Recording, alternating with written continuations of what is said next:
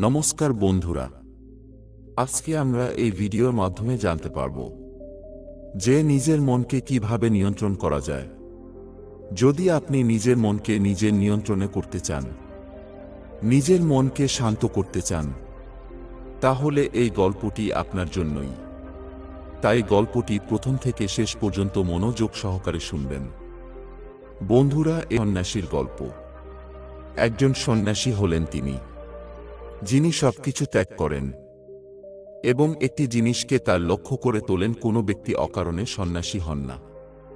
এর পিছনে একটি বড় কারণ থাকে। সেই ব্যক্তির সন্ন্যাসী হওয়ার পিছনে একটি বড় কারণ ছিল। সন্ন্যাসী হওয়ার আগে সেই ব্যক্তির মন তাকে অনেক অন্যায় করতে বাধ্য করেছিল, অনেক পাপ করতে বাধ্য করেছিল। সেই ব্যক্তির মন তার মালিক হয়ে গেছে এবং সে তার মনের দাস। জীবনের প্রতিটি সুখ ও ঐশ্বর্য পাওয়ার পরেও সেই লোকটার মনে অনেক কষ্ট ছিল, আর এই মানসিক যন্ত্রণাই তাকে সন্ন্যাসী করে তোলে। সন্ন্যাসী হওয়ার পর পার্থিব দুঃখ থেকে মুক্ত হন, বনে বাস করতে যায়, নানা রকম ধ্যান সাধনা করে, ভিক্ষা করে খায় এবং নির্জনতা ও নীরবতা পালন করে। কিন্তু তারপরও ওই ব্যক্তির মন শান্ত হয় না। তিনি ভিতরে ভিতরে হয়ে অস্থির থাকেন। বন্ধুরা, এখানে একটি জিনিস শিখার এবং বোঝার আছে। ধ্যানের সূচনা বা যে কোনো সাধনার জিনিস তখন শুরু করা যায় যখন আমাদের মন শান্ত থাকে এবং যখন আমাদের মন আমাদের কথা শোনে। কিন্তু সেই সন্ন্যাসীর মন শান্ত হল না, তার কথা শুনল না। একটি জিনিস সন্ন্যাসীর মনে গাঁথা গিয়েছিল, যে মনকে নিয়ন্ত্রণ করা অসম্ভব। কিন্তু তারপর একদিন সেই সন্ন্যাসী একজন ব্যক্তির সাথে দেখা করেন। তিনি একসময় একজন সাধারণ রাখাল ছিলেন, যিনি বনে ভেড়া চড়িয়েছিলেন। রাখাল তার কাছে এসে জিজ্ঞেস করে, আমি কি তোমাকে সাহায্য করতে পারি? তোমাকে খুব মন খারাপ দেখাচ্ছে। গত কয়েকদিন ধরে দেখছি তুমি খুব অস্থির অবস্থায় আছো। তুমি চাইলে আমি তোমাকে সাহায্য করতে পারি। গোপালের কথা শুনে সন্ন্যাসী বলে, তুমি আমাকে কিভাবে সাহায্য করবে? তুমি একজন জাগতিক ব্যক্তি যে তার মায়ায় লিপ্ত। এই কথা শুনে রাখাল সন্ন্যাসীকে বলে, আমি তোমাকে সাহায্য করতে পারি। আমি আমার মনকে নিয়ন্ত্রণ করতে জানি। রাখালের মুখ থেকে একথা শুনে সন্ন্যাসী উচ্চস্বরে হেসে ওঠে আর বলে, তুমি কি বললে?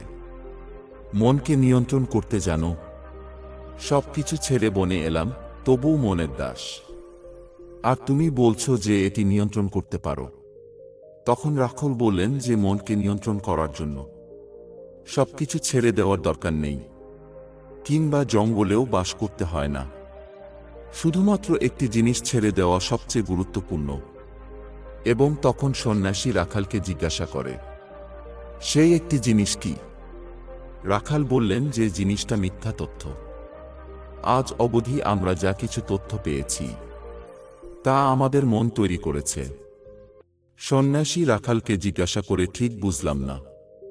তারপর পশুপালক ব্যাখ্যা করে, ধরুন আপনি আজ পর্যন্ত আপনার জীবনে একটিও আপেল খাননি, তাই আপেলের স্বাদ সম্পর্কে আপনি কিছুই জানেন না।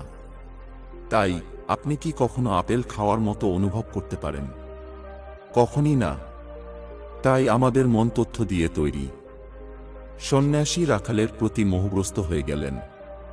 তিনি রাখালকে বললেন, তুমি কি আমাকে এ বিষয়ে বিস্তারিত বলতে পারো?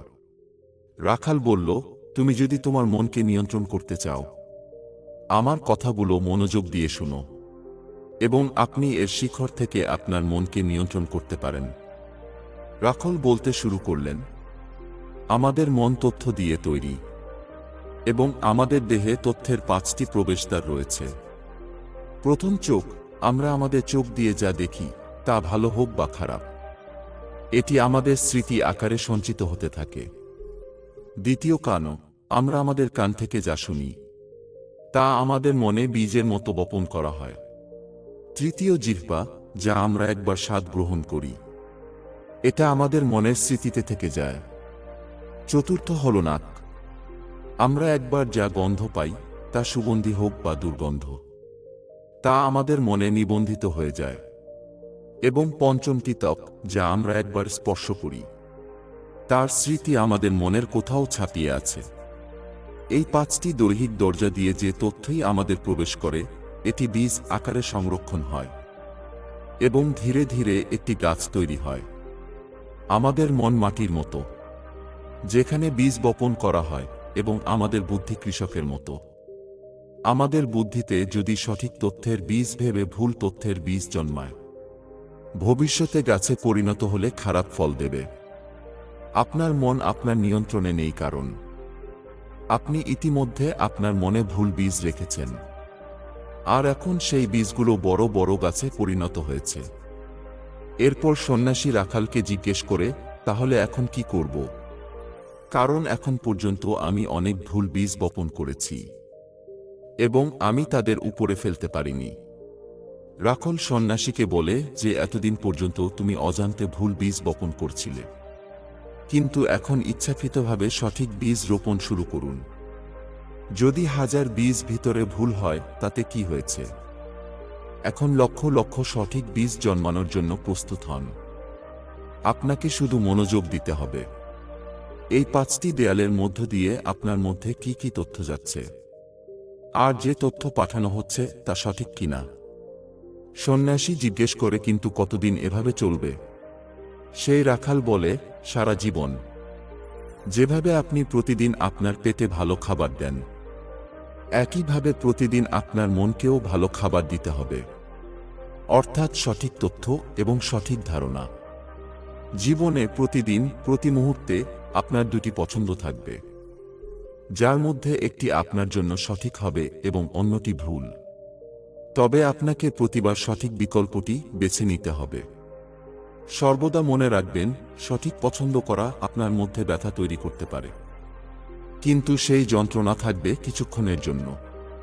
তাই ভেতরে যতই কষ্ট থাকুক না কেন, আপনাকে প্রতিবার সঠিকটি বেছে নিতে হবে। যতবার আপনি সঠিক নির্বাচন করবেন, তত বেশি আপনি ভিতরে সঠিক বীজ বপন করবেন। আর যেদিন তোমার মধ্যে সঠিক বীজের সংখ্যা ভুলের সংখ্যা ছাড়িয়ে যাবে, সেই দিন আপনার মন আপনার নিয়ন্ত্রণে থাকবে। কিন্তু সেই দিনটির জন্য আজ থেকে আপনাদের প্রচেষ্টা চালিয়ে যেতে হবে। তো বন্ধুরা, সন্ন্যাসী তো রাখালের কথা বুঝতে পেরেছে। আপনারা কি বুঝলেন অবশ্য জানাবেন, এবং গল্পটি ভালো লাগলে একটি লাইক করে দিও এবং চ্যানেলটি সাবস্ক্রাইব করবেন। ধন্যবাদ।